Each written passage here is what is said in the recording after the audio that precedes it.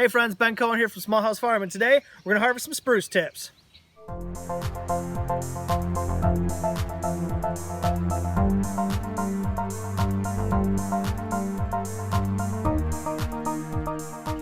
Now the first thing that we're going to want to do is identify our spruce tree. And we've got pine, fir, and spruce, but it's pretty easy to tell the difference from one to the next. Now a pine tree, you're going to notice that the needles form in a cluster, right? Usually 2, 5, 7, something like that. Whereas spruce and fir, the needles grow individually from the stem. Now we got a spruce tree right here, and we can tell the difference from a fir right away. One of the identifiers is going to be these little bumps that you're going to see along the stem where the needles have been removed. You're not going to find that on a fir tree. A fir tree is going to be a lot more smooth. Another thing that we're going to notice is that the cones on the spruce tree actually hang down. Where on a fir, they're going to stand up tall, kind of like a candle. So those are going to be our identifying clues. Even a little bit closer, when we look at the needles themselves, we'll see that the spruce needle is actually more square and can be rolled between the fingers like this, where a fir needle is flat and generally has two little white stripes on the bottom of it. So through these different things here, the branches, the cones, and the needles, we can easily identify that this is the spruce tree that we're looking for. And right here you can see the beautiful bright green spruce tips, and that's what we're here to harvest today. These are going to be new branches and needles. There's a little sprout filled with needles all through there, and you can pop them off just like a berry. They come off just like that. Real easy to harvest.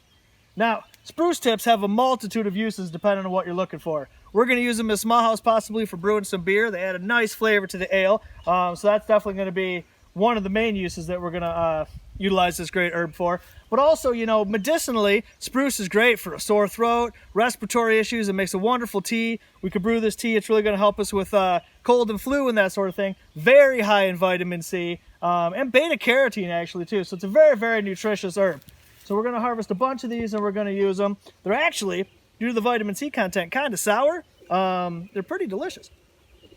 You know what I mean? We can put these like rosemary leaves. We could use them in our food as we cook. We could sprinkle them on salads. Multitude of great uses. Spruce tips. So we're going to pick a bunch of these, then we're going to take them back to the house. We're probably going to brew some tea. Hear that thunder rolling, so we better hurry up and get this job done so we can get back to the house before we get too wet.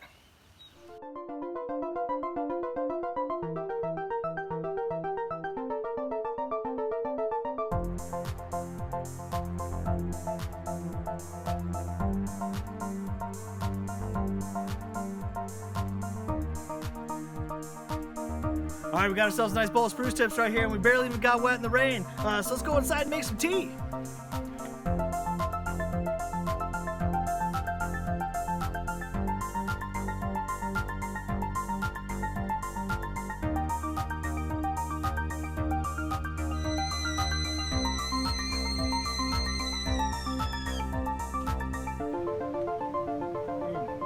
Man, that really hits the spot. You know, spruce tip tea, it's got this resinous, slightly sour flavor.